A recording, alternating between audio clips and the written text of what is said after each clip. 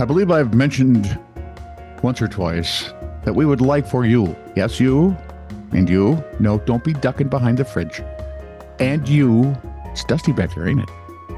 To like, subscribe, and follow This Is True Really News because, well, heck, where do you get stuff like this every other part of the day? You don't. We're unique, sorry. Like, subscribe, and follow us. If you would like to leave a comment wherever you're watching and or listening, just leave it right there because Scott is everywhere. He's like a police commissioner or your wife. Either way. And if you have a story you'd like to share or a longer comment or snark, you might have a question because God knows we leave you the chances. Yep. TITR@netradio.network should get it to us. This is True, Really News with Scott Combs and Tony Vercanis. All the news you're about to hear is true. Really? As far as you know. Monkeys can learn to use money. No kidding. Capuchins. I've been using it for years. Capuchins. They can also be they can also be learned to use them credit card thingies. Capuchins were taught to exchange silver discs for treats. You talking monkeys or monks? The Capuchins, they're monkeys. There are Capuchin monks. Oh, are there? I don't know. They began budgeting, by the way, those silver discs for food they liked, buying more of something when the price dropped. Pretty wise, right? Well, then they taught them how to gamble. And they saw that monkeys made the same irrational decisions as a human gambler would. So they're smaller, but just as stupid. Right. The data generated by the Capuchin monkeys make them statistically indistinguishable from most stock market investors. Well, no, that's just sad. Isn't it, though? Eventually, rich monkeys even figured out they could pay each other for sex.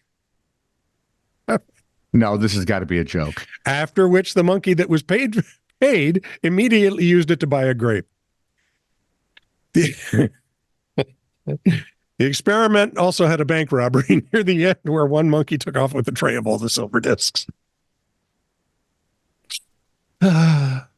So human-like, they're almost human. Wow. Isn't that fantastic? Oh, and there are Capuchin monks. Yes.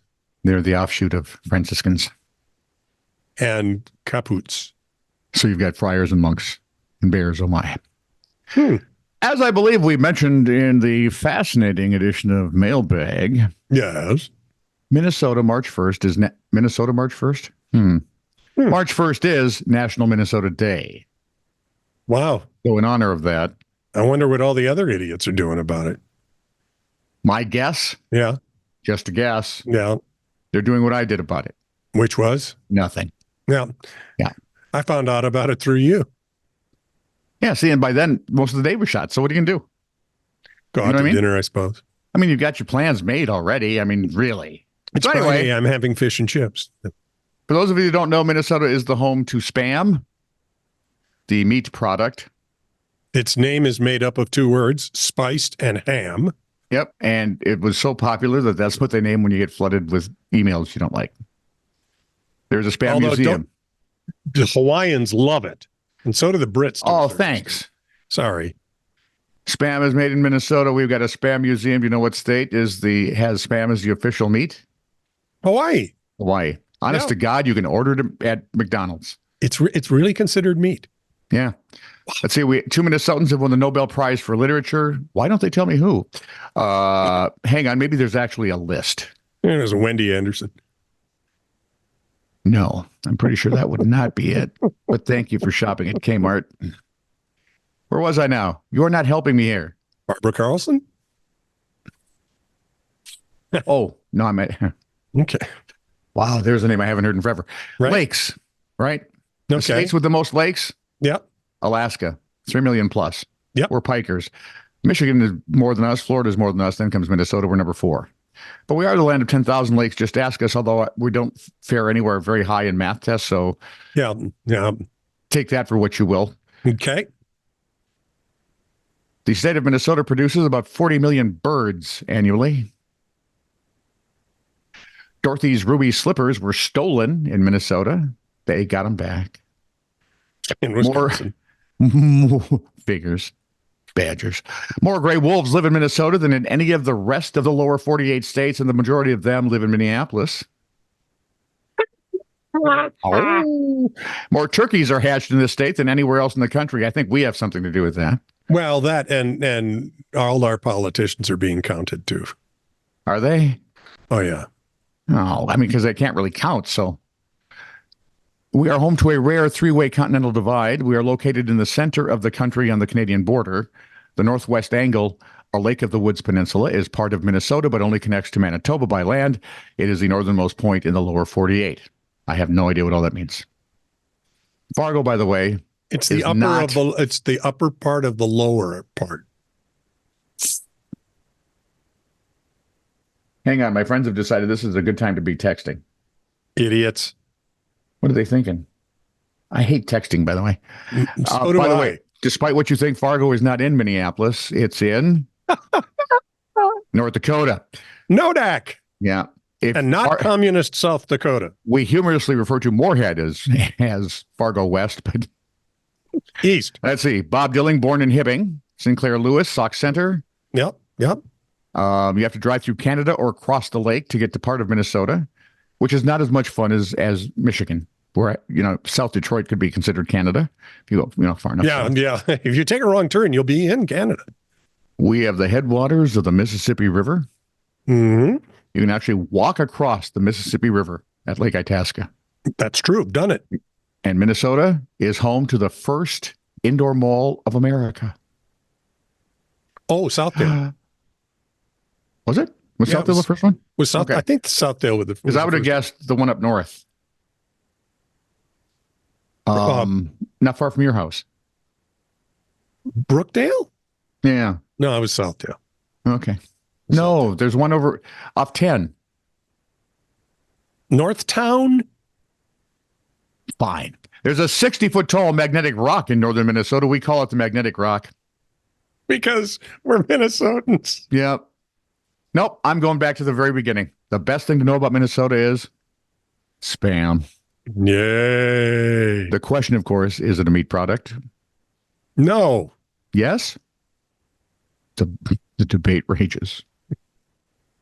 The owners of the Crooked House Pub have been ordered to rebuild. Oh, I thought they were going to be ordered not to use spam. Britain's Wonkiest Inn after it was destroyed last year in a suspected arson attack. South Staffordshire Council has served an enforcement notice on the owners of the pub in Himley near Dudley in the English Midlands. That's a lot of leaves. It's just Himley near Dudley. Now my mindly is mudlied. Where's Horse? Where's Snidely, for Pete's sake? The council said... And Nell! Help me. The council said it had engaged with the owners since the demolition, but had reached a point where formal action was considered necessary. Now, and it requires the building to be built back to what it was prior to the fire within 3 years. Now, this is a crooked, I think it was a barn. Can't remember what it was. It was a building, but part of the foundation sank, so it was crooked and everything was wonky inside. You talking Leaning Tower of Pisa? Well, nothing that extravagant. Pastoral. Paul Turner, the campaign leader of the Save the Crooked House Facebook group, says its members were very, very happy with the work that the council had done so quickly. It's captured so many people across all continents across the earth, he said, adding that he loved how the pub had a weird splendor that would make people lose all sense of normality once inside. I think it's the alcohol. He described the Crooked House as a black country icon that had attracted attention from all over the world. Now, as you know, the Black Country is located in the English Midlands and gained its name in the mid-19th century due to the smoke from the many thousands of iron-working foundries and forges, plus the working of the shallow and 30-foot thick coal seams. So you can stick that in your chimney and smoke it. No. Come on. Coal is evil. Oh, yeah. It's not as good for the planet is, electricity, which we can get from batteries that light on fire, and wind and solar. What was it that they found on one of the moons circling, Neptune or Saturn or something? Hardy's? No, they found a ton of oil on it. No. And they're going, oil is supposed to be fossil fuels, right? No, apparently it's not dinosaurs. Apparently it's other stuff, and you can make it pretty quickly. Oh, thank God. It's not millions and millions of years being Because made. you're also finding that some of the places we thought were now used up of oil aren't. Have plenty. For 27 years, 27. the Philadelphia Phillies, their baseball team, had what fans considered the best promotion night of them all. They would have a couple $3 hot dog nights. 27 years they've done this. Maybe that's Twins what that tried it Eagle was once. thinking about. Twins tried it once. And? Well, they were throwing hot dogs at Chucky Knobloch when he was with the Yankees, and that just didn't go over big. And, I actually like that. we all bellow about Philadelphia fans being jerks. Yeah. I think maybe it's just the football fans and a few of the hockey fans. If anyone's in Philadelphia, I mean you. The hot dog days of April are, if you'll pardon the baseball expression, going, gone. They made the announcement they are ending the promotion and replacing dollar dogs on select dates with a 2-for-1 deal. So it's basically a buy one, get one. Yeah. So you spend $15 and you get 2 hot dogs. Yeah. So right there, you went from $2 to $7.50, if my math is close. That's pretty good. A statement from the team said the change was made based on the organization's ongoing commitment to provide a positive experience for all the fans. Now you're thinking, right? What could possibly not be a fun experience with dollar hot dogs? Yeah. What's not fun about that? Well, the throwing thing, basically the Philadelphia food fight, was actually the tipping point. The trouble they have is, and I think one guy said it the best in one sentence, we have everyone trying to be on X at the same time. They couldn't keep the concourses free, and their insurance, I'm sure, problems. It got nasty. Okay. Yep. I hear you. Dollar hot dogs is a bit much. Okay. But for 27 years, they've survived with it. And then the food fight, apparently. Well, it's the new crop of people coming in who are just not good at being people. They're the worst. Yeah. Worst. Didn't have to say it. Thanks. This is true, really news. Send email to TITR@netradio.network.